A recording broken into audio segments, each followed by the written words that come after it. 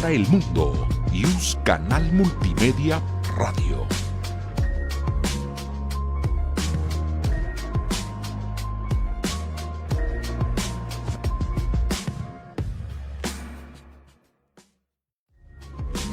Yus Canal Multimedia. Derecho a tus oídos. Desde la Ciudad de México para el mundo. Yus Canal Multimedia Radio. Yus Canal Multimedia presenta Mundo Forense, conducido por Zoraida García Castillo, Anaí Rodríguez González y Carla Vázquez Barrera. Un programa de la Escuela Nacional de Ciencias Forenses y la Facultad de Derecho de la UNAM.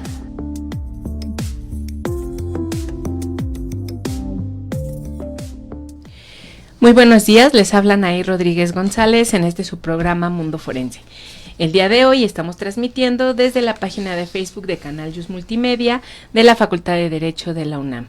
Queremos dar las gracias a la doctora Sonia Venegas Álvarez, directora de la Facultad de Derecho, a Eduardo Ramírez y al equipo que se encuentra en cabina y quienes propician este espacio. Y les recordamos que estamos en la plataforma de Canal Yus Multimedia y que esta se retransmite por la página de Facebook de la Escuela Nacional de Ciencias Forenses de la UNAM, en donde nos pueden dejar sus preguntas y comentarios para el invitado del día de hoy. Bienvenidos y bienvenidas. Hoy nos acompaña el juez Octavio Alarcón Terrón para conversar sobre el tema la valoración judicial de la prueba en materia de medicina forense. Muchas gracias, Anaí, por tus palabras de introducción. También le doy la bienvenida, por supuesto, al señor juez Octavio Alarcón Terrón, que él, pues con quien hemos tenido recientemente una relación muy cercana, porque él dirige la unidad de seguimiento a la implementación de la reforma penal en el Consejo de la Judicatura Federal, y esta unidad es un área con la que la Escuela Nacional ha tenido pues una colaboración en la elaboración de las guías judiciales para la valoración de la prueba pericial, que es un proyecto que nos tiene muy orgullosas y orgullosos. Entonces, muy bienvenido, señor juez. Muchas gracias por la invitación y agradezco este espacio para platicar sobre este interesante tema. Sí, muchas gracias, y también le doy la bienvenida a mi compañera, la doctora Fernanda López, que también forma parte de este proyecto y que ha estado acompañándonos precisamente porque está en los últimos programas y en los siguientes tenemos el plan de seguir platicando sobre los efectos de las guías en su aplicación y la mirada de los jueces, ¿no? Hay también una coyuntura que se ha cruzado en estos días que tiene que ver pues con todo lo que ha ocurrido a nuestro alrededor y que el Poder Judicial está viviendo de forma muy intensa, que es la reforma al Poder Judicial. Y yo quisiera aprovechar para resaltar qué perfil tiene, qué carrera, ¿cuál ha sido ese camino profesional que ha tenido que seguir el juez Octavio Alarcón para llegar a ser juez de distrito? ¿Quién es el juez Octavio Alarcón después de todo lo que ha caminado para llegar a serlo? Bueno, su servidor, resulta importante indicar que en este mes, el 1 de noviembre de esta anualidad, cumplí 22 años como parte del Poder Judicial de la Federación. La carrera que su servidor ha seguido para poder lograr el nombramiento de juez de distrito inició en noviembre del 2002, siendo meritorio. Posterior a ello se dio una oportunidad que muy bien recuerdo, el titular en ese momento optó en realizar un examen entre todos los meritorios que éramos 6 meritorios. Examen práctico, examen de conocimientos, para un lugar de oficial judicial. En ese momento participamos, resultamos vencedores, y en ese momento se dio la posibilidad de que fuera oficial judicial. Ha cambiado durante estos tiempos esa denominación de ese puesto, ha sido oficial administrativo. Posterior a ello también fui oficial CICE. Es un cargo en el cual él es la persona encargada de alimentar el sistema informativo que da seguimiento a todos los asuntos y forma parte integral en este momento de todos los procesos que llevamos en los órganos jurisdiccionales. Fui avanzando, preparando, haciendo los cursos que el Poder Judicial a través del entonces instituto nos impartía, subiendo de categorías. Llegué a ser actuario en un juzgado de distrito de procesos penales federales. Posterior a ellas también se me dio la oportunidad, una vez que alcancé la categoría de secretario, al cursar un año, un curso, valga la redundancia, un curso de preparación y formación de secretarios de juzgados de distrito y tribunales de circuito, que dura un año, que aún todavía sigue vigente ese curso, y creo que anteriormente o actualmente tiene la categoría de una especialidad. Una vez cursado ese programa, uno accede a la categoría de secretario, únicamente en espera de una oportunidad. En este caso fue en el 2008 cuando a mí me dan la oportunidad de secretario de juzgado de distrito.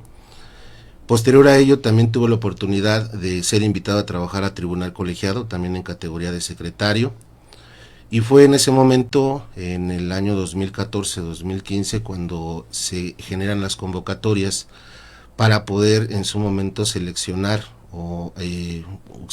a los jueces de distrito especializados en el sistema penal acusatorio. Su servidor inició toda mi carrera judicial, la inicié en juzgado de distrito en materia de procesos penales federales, tribunal colegiado en materia penal. Y bueno, una vez que se realizaron los concursos, la serie de concursos para cumplir con el mandato constitucional en cuanto a la instauración de este nuevo sistema derivado de la reforma del 2008, y el compromiso que era que en 8 años tenía que estar instaurado en todo el territorio nacional, es que participo y salgo seleccionado en el cuarto concurso, digamos. El concurso que se genera es la verdad muy completo, me atrevo a decirlo, porque son varios filtros o varias etapas de ese concurso. El primer concurso es de conocimientos, tiene uno que contestar un cuestionario de 100 preguntas, conocimientos generales sobre la materia, no únicamente penal, sino también de amparo, de amparo principalmente, toda vez que pues uno debe tener conocimientos tanto de la materia como de las diversas que puedan tener relación con el área en la cual se pretende uno en la materia que uno pretende actuar. Después de ese examen de conocimientos generales, tiene uno que tener una calificación aprobatoria para poder acceder a la siguiente etapa. Uh-huh. Es un gran filtro, no todos podemos tener la fortuna de hacerlo o de aprobarlo. Y bueno, una vez que se supera ese filtro, se va uno en ese momento la etapa era un curso presencial en las instalaciones del entonces instituto. Y bueno, en ese instituto nos daban cátedras, diferentes expositores, tanto nacionales como internacionales, principalmente de nacionalidades como chilenas, como la chilena, como la colombiana, que eran ya países en los cuales ya se había instaurado ese tipo de sistema, ¿no? Y bueno, derivado, ya una vez que tomaba uno el curso, que fue de 2 meses presenciales, se somete uno a un examen práctico, que es la elaboración de una resolución en la materia en la cual uno va a intervenir. Se realiza ese examen, posterior también se realiza el examen oral. El oral es con un sínodo. Uh-huh. De las calificaciones que se obtengan de ambas evaluaciones, si uno resulta con un puntaje favorable, uno ya acredita y ya es uno designado como juez. Pero no únicamente se atienden esos 2 factores, también otro factor de evaluación lo es todos los cursos o todos los posgrados que en algún momento nosotros estamos obligados a hacer. No obligados, bueno, pues no obligados, sino comprometidos a hacerlos para poder contar con algunos indicadores que también son evaluados, ¿no? maestrías, doctorados, especialidades, cursos en el instituto. Todo eso genera un puntaje, lo cual se suma a las dos evaluaciones que he comentado, y si se obtiene un resultado o una calificación favorable, es uno ya designado como juez de distrito. Sí. Yo fui designado como juez de distrito en el concurso del 2015, perdón. Mi primera inscripción fue en abril del 2017. He tenido únicamente 2 lugares de inscripción, y bueno, ha sido una experiencia, la verdad, muy, muy, muy satisfactoria. He tenido la oportunidad de poder materializar el derecho constitucional de acceso a la justicia y también de administración de justicia pronta, expedita y completa. Esa es la carrera que nosotros como juzgadores, me atrevo a decir nosotros porque todos los titulares, tanto jueces como magistrados, tienen un promedio de experiencia de no menos de 15 años para poder acceder a un puesto como es el de juez. Y bueno, esa es la historia. Hay carreras mucho más con mucho más años. Yo les reitero, el día 1 de noviembre de esta anualidad cumplí 22 años de carrera judicial. Sí, son carreras, puede haber carreras de más años, pero todas son muy esforzadas. O sea, en todas hay que hacer un largo y duro proceso de aprendizaje, ¿no? Es correcto, es correcto. No, y no importa, bueno, también abonando a lo que comentan, no únicamente es el llegar, el ser designado como juez, sí, sino una vez que uno es designado como juez, genera o se origina un proceso de ratificación. Y ese proceso de ratificación lo que conlleva es la inamovilidad. Y la inamovilidad es una característica o un elemento esencial dentro de la independencia y la función jurisdiccional. Pues eso genera que la persona que tiene esa encomienda pues no tenga distractores, no esté pensando en que ya va a terminar su periodo de ejercicio y tenga esa posibilidad de poder ser independiente y la seguridad de continuar con su función. Sí. ¿Y qué implica este proceso de ratificación? Implica también una preparación. Nosotros estamos en una continua preparación. Como parámetros para la ratificación que están establecidos en la normativa se encuentran el seguir y continuando posgrados, ya sea doctorados, maestrías. También tenemos como parámetros de evaluación la asistencia a los cursos que brinda la ahora Escuela de Formación, entonces instituto. Tenemos que participar también en ese tipo de actividades. Todas ellas tienen un quantum, tienen una valoración que al final se toma en consideración para ratificar. Tenemos también que tener números o una productividad o una buena productividad.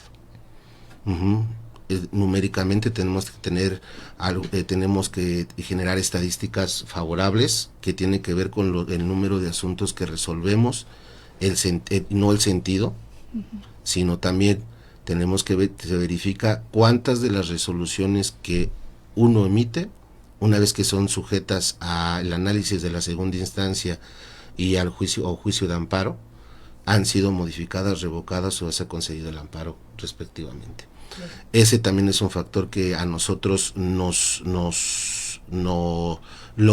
se ocupa para la ratificación. Y bueno, el también tener un comportamiento positivo, un comportamiento acorde a la investidura que tiene uno, es decir, no tener quejas,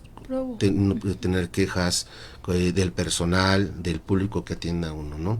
Esos son los factores que el Consejo de la Judicatura, a través de las diferentes áreas que tiene, va juntando, y al momento en el cual se llega el procedimiento de ratificación, lo analizan, y de la suma de todos esos elementos es que se determina si se ratifica o no al compañero, o no ratifican en la función. Ese es otro proceso más que en su momento tiene uno que cumplir. ¿Para qué? Para poder generar la permanencia en el puesto de titular, ya sea magistrado o juez de distrito. Claro. Bueno, yo quisiera ahora pasar al otro tema que tenemos planeado para esta entrevista, para esta conversación, que es esos retos que tiene el poder, el juzgador en general, y en su caso desde su experiencia, para abordar temas, no solo los jurídicos, o sea, esa fortaleza en la preparación, se enfrenta con un reto que es la valoración de la prueba, cuando la prueba es de tipo pericial, es decir, que sale del conocimiento ordinario del juez, que está formado en el derecho, y que tiene que pronunciarse sobre cuestiones de áreas del conocimiento que no son su especialidad, ¿no? Entonces, eso es algo que nos pusimos a trabajar desde hace algún tiempo con el Consejo de la Judicatura, lo que se ha producido en desde la UNAM y con la participación de los poderes judiciales local, federal y las fiscalías, pues se han creado unas guías que tienen como propósito tratar de darle algunos elementos al juzgador para que aprecie las pruebas. Desde su experiencia, señor, ¿cómo los jueces qué retos tienen al valorar la prueba pericial? Muy buena pregunta, muy buena Sí. pregunta. Y bueno, el primer tema, bueno, para dar respuesta es importante indicar algunas de las características de este sistema, el sistema procesal penal acusatorio y oral.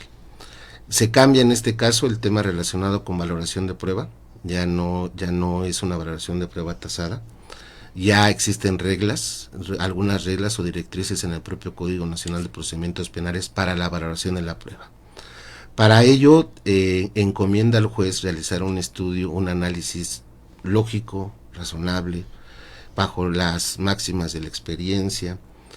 Y bueno, derivado de ello, el juez tiene que contar con elementos objetivos suficientes para poder o soportar una valoración de la prueba.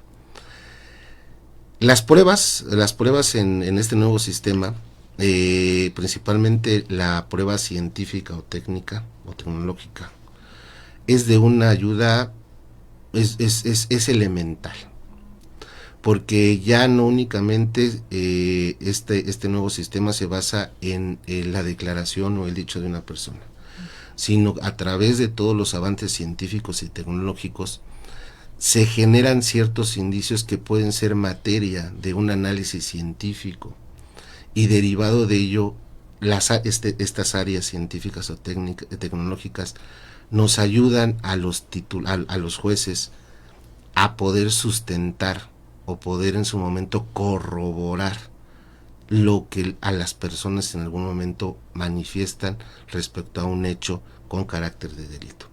Esa es la importancia de este tipo de pruebas pericial, bueno, de la pericial principalmente, porque permite al juez, que no es el perito de peritos, sino una persona que tiene que realizar un análisis lógico y razonable, sobre un tema en específico. En realidad, en la praxis, todas las periciales, cuando son bien conducidas, son de mucha ayuda. Hay ocasiones en que se abusa de algunas periciales que no tienen ninguna relación con lo que se pretende justificar o probar, y bueno, es de ahí donde pierde cierta eficacia y pierde cierta credibilidad todo este tipo de periciales, ¿no?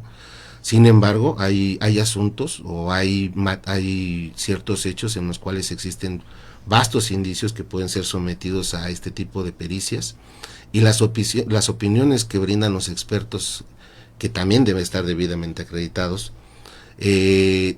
permiten e ilustran a los órganos jurisdiccionales respecto a temas muy específicos que le permiten principalmente justificar alguna decisión.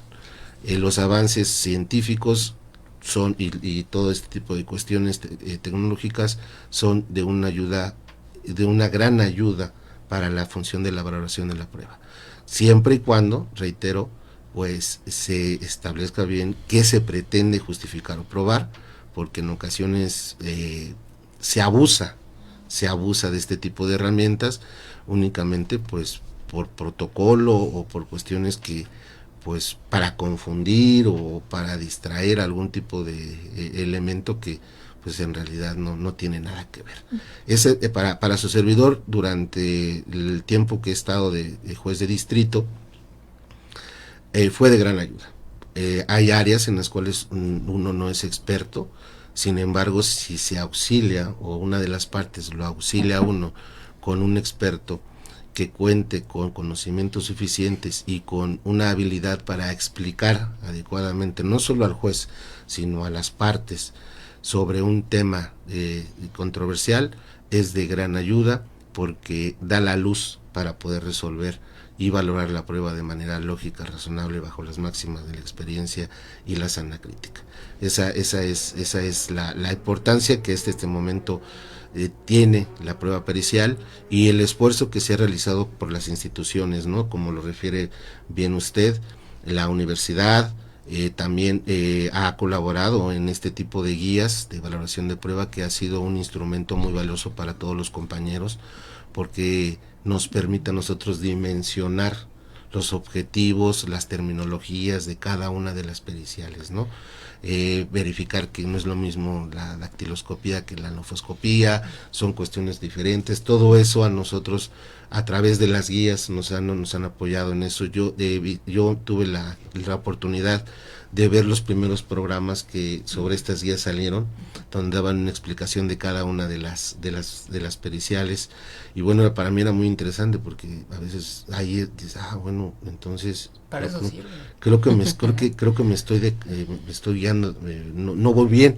Entonces se redirecciona uno y bueno, ya comprende uno cuestiones técnicas que antes pues sí las escuchaba uno, pero no se les explicaban, ¿no? A través de las guías, que es el esfuerzo de la universidad, del Departamento de Justicia de los Estados Unidos, del Consejo de la Judicatura Federal y demás dependencias que han colaborado con ellas, la verdad es una gran herramienta, pero no solo para los juzgadores, sino también para el público, para los usuarios, para las partes, para los sujetos procesales, ¿no?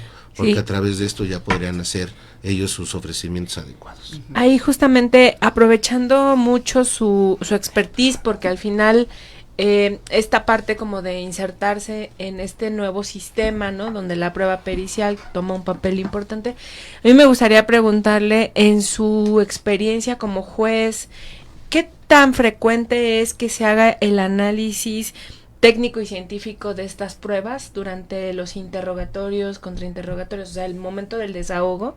Y luego, pensando un poco en lo que nos platicaba, ¿qué elementos tendrían que estarse a lo mejor apuntalando para que el conocimiento, la utilidad de las propias pruebas sea como de mayor ayuda a la persona juzgadora, ¿no? Y no se desvíen o de pronto se use de manera confusa o impertinente dentro del propio desahogo?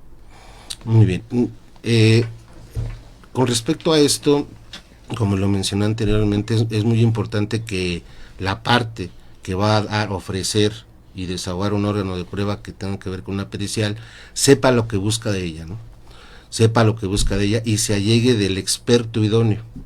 En ocasiones ofrecen una prueba de video o una cuestión de audio, y ofrecen a un perito que no tiene la experticia. Obviamente, cuando llega a desahogarse y empiezan las preguntas para acreditar a esta persona profesionalmente, pues evidentemente se advierte que no tiene la preparación. Principalmente, ¿no? Eso evidentemente desvirtúa todo el alcance que se pretenda con esa pericia. Es muy importante que el órgano investigador, en este caso las fiscalías, o bien también los defensores, tengan muy claro cuál es el objetivo que se pretende con cada pericial y no abusar de ellas, como me refiero, ¿no? El usarlo inadecuadamente únicamente lo que hace es generar un vacío y ocupar tiempo o ocupar un espacio de análisis que no lo va a llevar a nada. Desafortunadamente a veces se meten o ingresan periciales de cajón, bueno, así me atrevo a decirlo coloquialmente, porque ven un asunto, entonces hace hace esta pericial en materia de dactiloscopía, te haces también por favor toxicomanía, y bueno,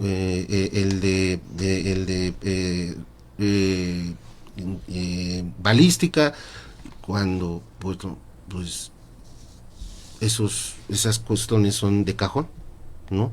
Y bueno, en ocasiones, ¿para qué una pericial que no tiene que ver, por ejemplo, en un asunto de portación de arma de fuego, que tiene que ver con toxicomanía. Y todavía la ofreces en juicio. Y dices, bueno, ¿y qué tiene que ver con que haya portado un arma de fuego y que le hagas un dictamen en toxicomanía? Eso me tocó verlo a su servidor, de los ofrecimientos que no tenían relación alguna con lo que se pretende acreditar, y reitero, esa es una cuestión que a veces o en ocasiones no permite, o ese abuso distrae y resta credibilidad muchas veces hasta las partes, ¿no? Sí. Y para las cuestiones que me mencionaba respecto a la valoración, bueno, la segunda pregunta fue, no recuerdo. Sí, o sea, estas creo que las contestó justamente empezando por la última, ¿no? Pero más bien es como en esta experiencia que usted tiene, como de esta evolución que se ha ido dando de la prueba pericial, ¿qué tan frecuente es que en los desahogos se analicen cuestiones, digamos, de fondo de las propias pruebas periciales, científicas, técnicas, y que no se queden de pronto en aspectos como muy formales? Ejemplo, ¿no? Son importantes, pero por ejemplo todo dirigido a la credencial del perito, ¿no? O en acreditar conceptos que a lo mejor están inmersos en la propia pericia, como qué ciencia, ¿no? Qué tan exacto es, y que de pronto no llegan a permear en el objetivo de la propia pericial que se está planteando. Sí, no, en este momento me voy a posicionar en el momento procesal, donde el peso de este tipo de prueba es esencial, una audiencia de juicio. En una audiencia de juicio, por lo regular, es muy importante que se acredite la persona que va. Bueno, es importante indicarlo primeramente lo siguiente. La prueba pericial en este sistema no es como en el anterior sistema tradicional, en el cual un documento era la prueba pericial. El documento que elaboraba el perito era el que tendría que ser analizado por el juez, y derivado de ello tenía que tomar una determinación respecto a la opinión técnica. No. Ahora la pericial, toda pericial, se desahoga en la audiencia ante el juez, y el perito puede tener el apoyo de su instrumento documental. Es muy importante mencionar ello. El juez no tiene la oportunidad de poder verificar el documento como tal. El que tiene que hablar por el documento es el perito. He de ahí la necesidad de que el perito o el experto tenga una preparación vasta en cuanto a conocimientos de su propia especialidad, y tenga la habilidad de expresar adecuadamente todos y cada una de sus consideraciones.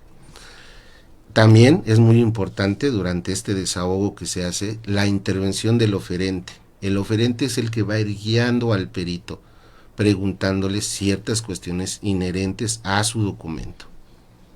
A través de esas series de preguntas claras y contestaciones que se realicen de forma precisa, se va construyendo ese conocimiento que el juez va absorbiendo. Eso también da oportunidad a la otra parte para que pueda en su momento generar un contrainterrogatorio respecto a las respuestas que ha dado el perito en torno al documento que se presentó, y que es la base de la opinión que está desahogándose en esa audiencia. Esa dinámica, en cuanto a las preguntas que realiza la defensa, o el oferente, perdón, ya sea defensa o Ministerio Público, y el contrainterrogatorio que nos realiza la contraparte, da la posibilidad de que la información se vaya consolidando o definitivamente se vaya diluyendo. Y esto deriva, y la eficacia o la eficiencia de este tipo de pericial va a radicar principalmente, como lo dije, de la preparación y acreditación del perito, y también en este caso de la forma en el que él exponga sus argumentos, sus consideraciones, y de esta forma su servidor ya aprecia ese conocimiento y puede hacer las conclusiones y puede ir generando un análisis de la prueba. Esa es la dinámica y la importancia de que el perito ya no únicamente sea experto, sino también sea experto en su materia, sino también tenga la facilidad de comunicación para poder en su momento transmitir sus conocimientos a las demás partes y al juez. Y en ese sentido, uno de los objetivos de estas guías para la valoración judicial de la prueba fue justamente darle criterios al juez para evaluar ese desahogo que se está llevando a cabo en juicio. ¿Usted tiene alguna experiencia utilizando las guías? Y si nos pudiera contar, si la tiene, un ejemplo de algún caso, de una sentencia en la que usted haya utilizado alguna de las guías. Sí tuve la oportunidad de poder consultarlas. Y bueno, al consultarlas es parte del bagaje que uno va obteniendo para poder generar o realizar su función. Y bueno, hay pruebas muy interesantes que en ocasiones pasamos o consideramos no tienen mucha importancia. Uh-huh.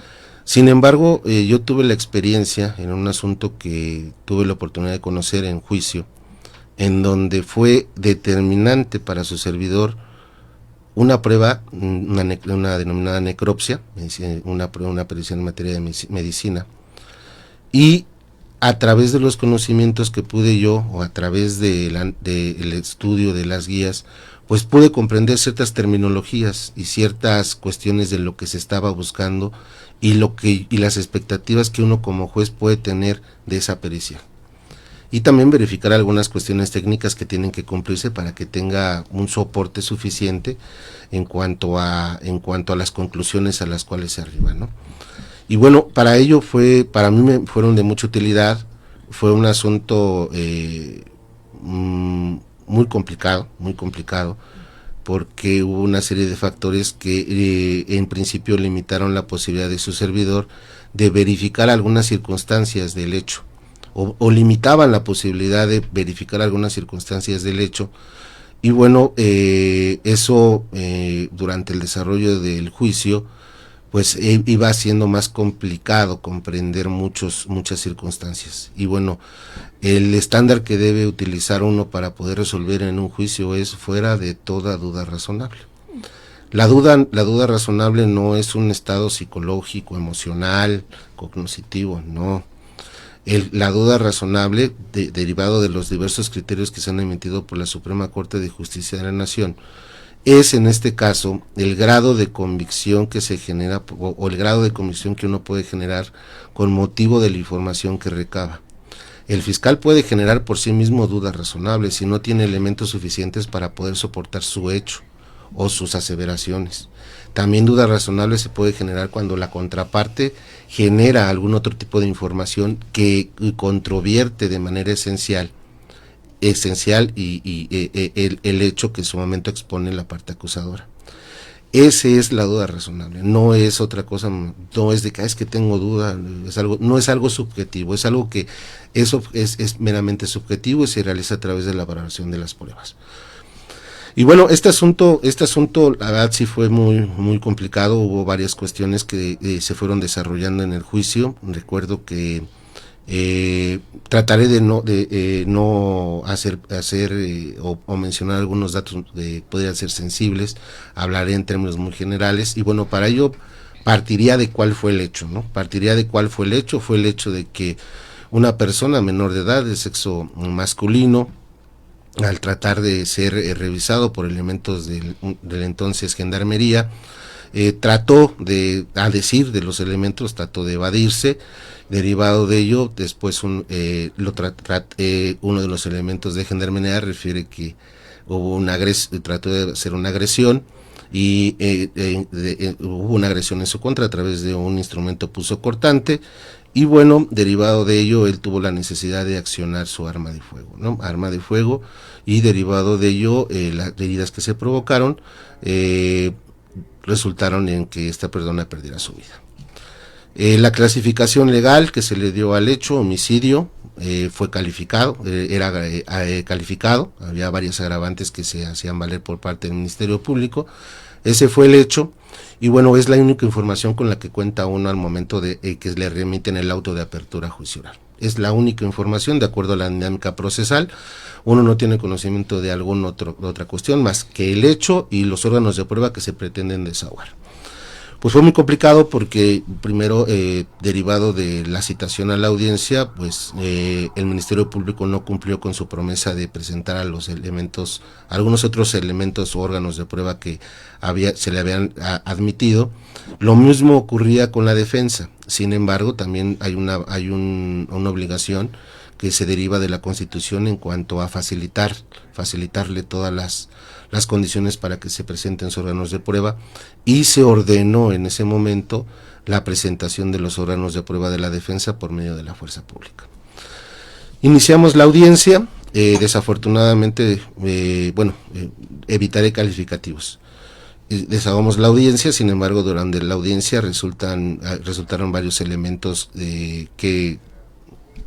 o varios aspectos o inconsistencias, como es la devolución de los indicios, como era el arma de fuego, el objeto punzocortante, la vestimenta que ocupaba en este caso el elemento de la entonces gendarmería, habían sido devueltos, no había cadena de custodia, no se habían desarrollado todos los actos, las periciales sobre esos objetos, y bueno, no se presentaron los elementos también del fiscal. Todo un entramado que limitaba la posibilidad de su servidor de poder en su momento, hasta ese momento, poder generar ya un cierto criterio. Sin embargo, para su servidor fue muy importante la necropsia, y la necropsia ilustró a su servidor y corroboró a su servidor la versión de los órganos de prueba ofrecidos por la defensa. Es decir, los hechos no fueron así. Y para ello fue muy importante la explicación que dio el perito, en este caso un médico adscrito a la Fiscalía General de la República, cuya explicación me fue llevando de la mano, así, literal, porque fue muy claro, muy preciso en cuanto a las técnicas que ocupó y todos aquellos pasos preliminares que cumplió él para poder salvaguardar el indicio, ¿no? El indicio, hablando en este caso del cuerpo de la persona menor de edad que fue sujeto de esa prueba. Evidentemente, durante su explicación es importante indicar que esta persona había también tenido, previo a su deceso, atención médica. Él, después de haber sido herido por el proyectil de arma de fuego, fue trasladado a un nosocomio de esa ciudad y fue atendido. Lamentablemente perdió la vida derivado de esas lesiones. Uh-huh. Y bueno, el médico en este caso fue muy explícito del tratamiento que se dio desde la extracción del cuerpo de ese nosocomio, su traslado a las instalaciones de la fiscalía, todo el historial, la solicitud del historial médico que se requiere para que él también sustentara su petición, su opinión, también mencionó todo lo que se refiere a las cadenas de custodia de las prendas que fueron recabadas a la persona que fue privada, que murió, y nos fue describiendo paso a paso todos y cada uno de los hechos. También es muy oportuno antes de ello indicar que el fiscal cuenta con la obligación de acreditar a su testigo, ¿no? Y muchas veces eso hay un vacío porque dan por hecho que es un médico especialista, ¿no? Y que tiene un conocimiento muy vasto sobre ese tema, pero pues al parecer esa información también se tiene que circular al juez y también puede ser controvertida. Entonces, si no se da esa vasta información de que dónde ha estudiado, cuánto tiempo tienen en ese tipo de actividades, algún otro estudio de posgrado, alguna otra actividad, si no se da esa base, pues también en ocasiones uno no tiene las herramientas para poder darle el alcance suficiente.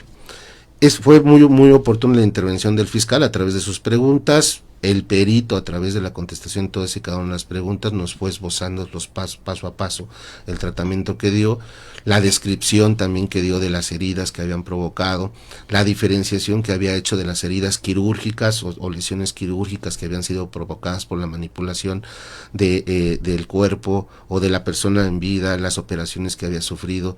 Y bueno, para su servidor fue muy determinante la opinión del perito. Fue de muchísima ayuda y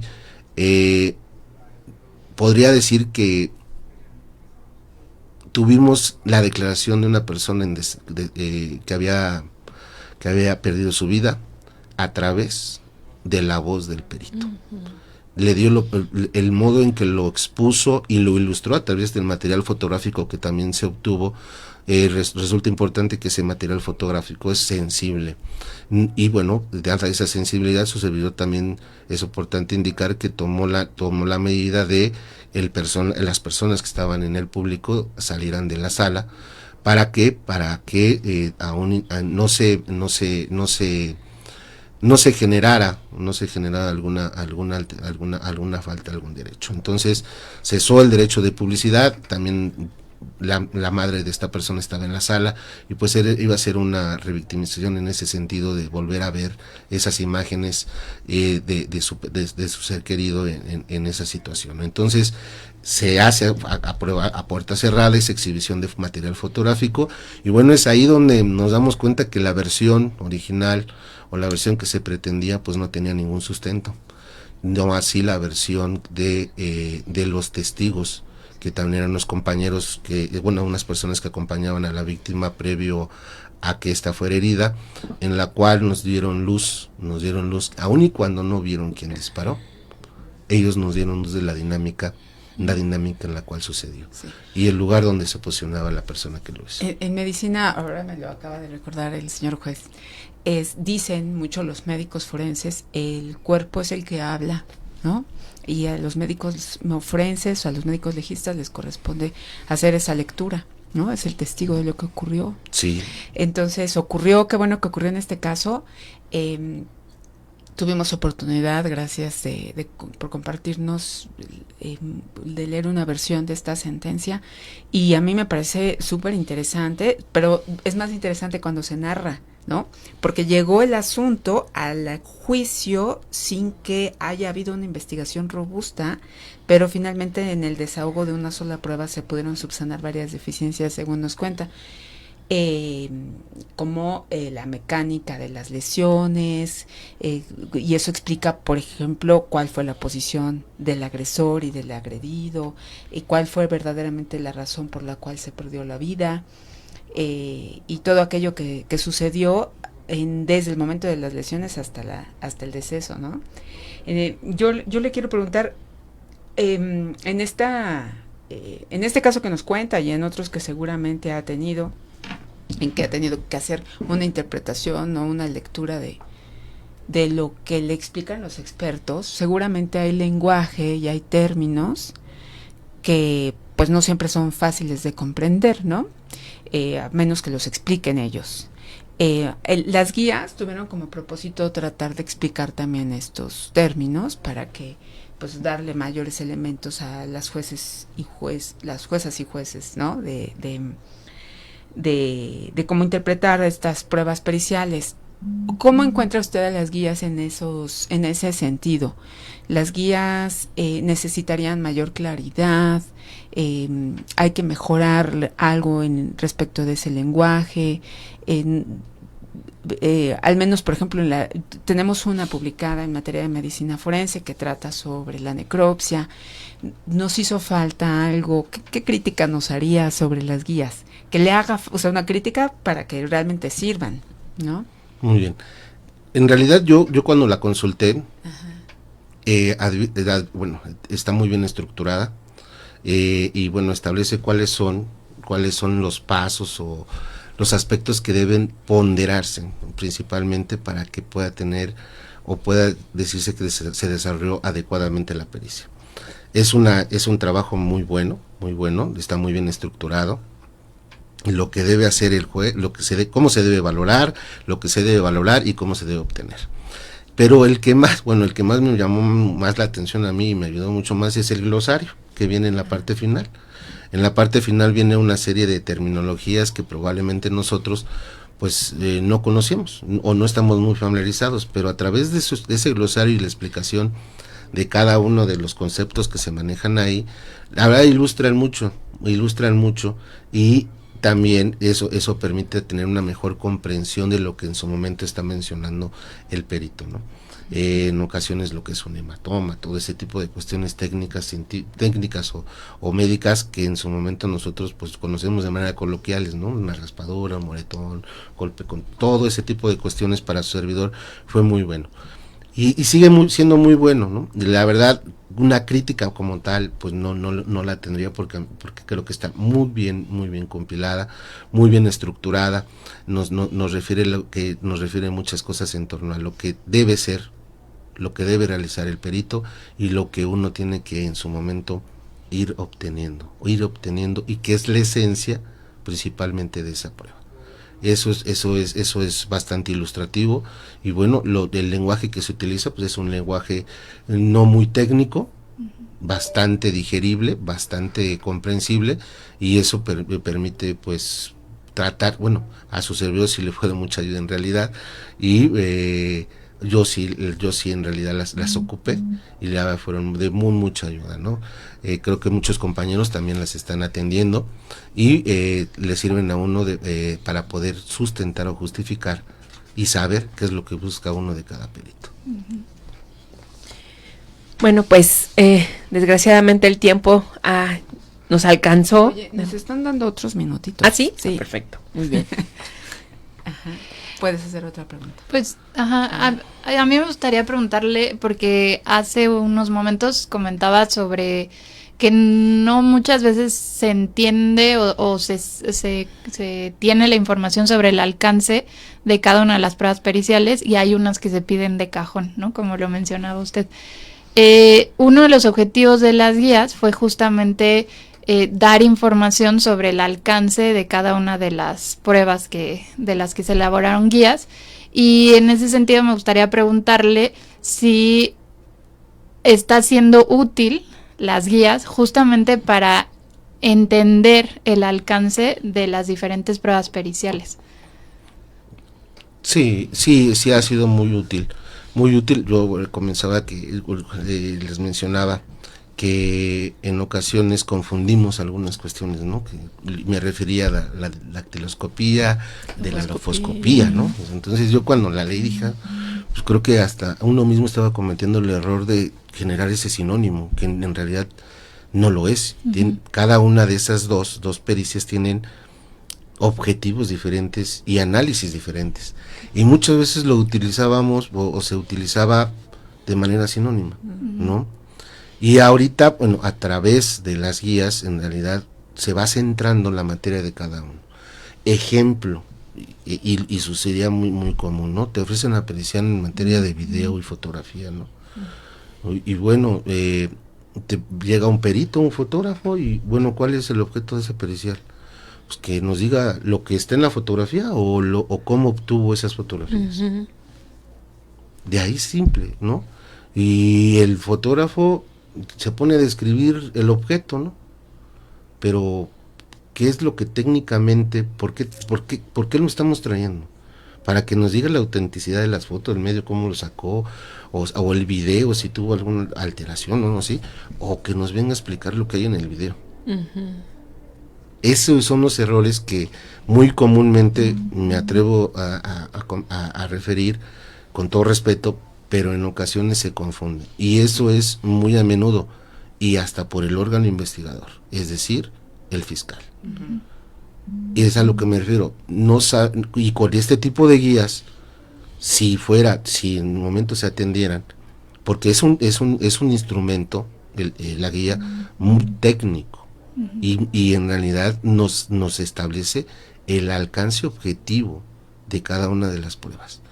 Y bueno, a muchos compañeros he tenido comentarios de que bueno, sí les ha servido porque se han guiado y en ocasiones direccionaron los interrogatorios ¿Por qué? Porque le dices, bueno, a ver, perito, usted viene a hablar, un perito en materia de fotografía o video, ¿no?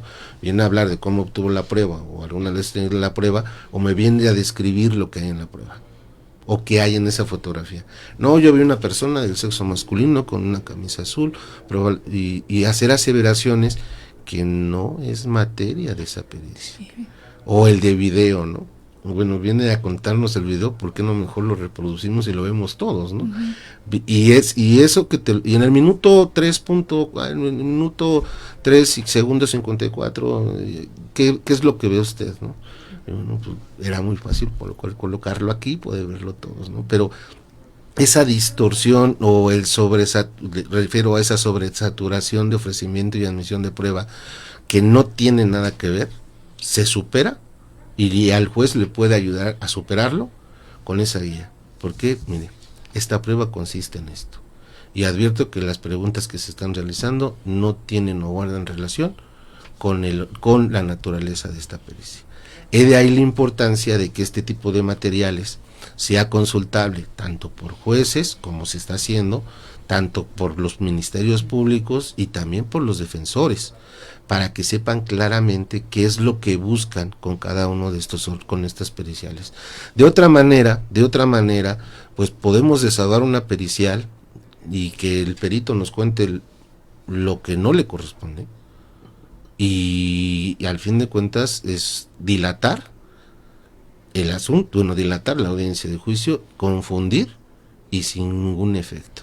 Y aquí viene el detalle, que el juez, al momento de valorar la prueba y justificar su resolución, tiene que mencionar la motivación de esa valoración, de todo lo que desahoga. ¿Por qué tal prueba no? ¿Por qué tal prueba sí? ¿Por qué tal prueba genera valor? Esta no. Y después hay 20 pruebas periciales, y de esas 20 pruebas, pues no sirve por esto, no sirve por esto, no sirve. ¿Cuál sirvió? Pues una. Uh-huh. Y bueno, 20 pruebas, unas jornadas extenuantes de juicio, para que una sola prueba pericial sea la que sirva, y las demás únicamente vinieron a contarnos su experiencia o alguna ocurrencia. Eso es también lo que en su momento permiten estas guías. Al juez argumentar o redireccionar en este caso la pericial y decirle, ¿sabe qué? Si no es respecto a este tema, pues creo que no habría materia más, así que por favor ocúpese de su perito. Y así acortar tiempos de audiencia, ser más eficaces ahí en ese tema, porque si en ocasiones se avientan, se tocan audiencias o jornadas de juicio muy extenuantes en donde no se avanza, y cuando se avanza, de las 10 periciales únicamente una es. Es ahí la importancia y la verdad un material muy valioso para que el juez y las partes tengan muy, muy, muy presente cuál es el objetivo de su prueba. Bueno, pues creo que nos vamos muy contentas escuchando esto, ¿no? Sabiendo que está cumpliendo como con este papel y esta función, y tiene usted toda la razón. La idea sería como hacer mayor difusión entre otros actores del sistema, para que puedan servir incluso de guías, como usted bien lo decía, lo habíamos platicado justamente, en interrogatorios y contrainterrogatorios, y cumplan el objetivo planteado, ¿no? Pues les agradecemos su presencia en esta sesión del programa Mundo Forense. También, no sin antes invitarles a las diversas actividades que está teniendo la Escuela Nacional de Ciencias Forenses.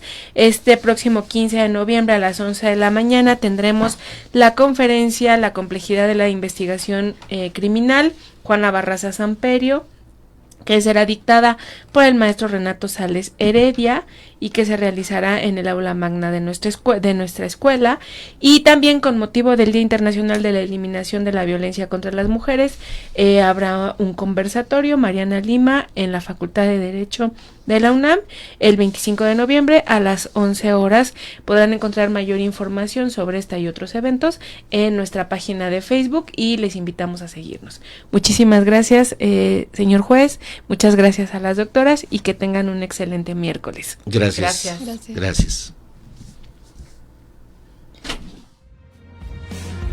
La Facultad de Derecho agradece a quienes realizaron este programa, conductores, invitados y productores, quienes participan de manera honoraria.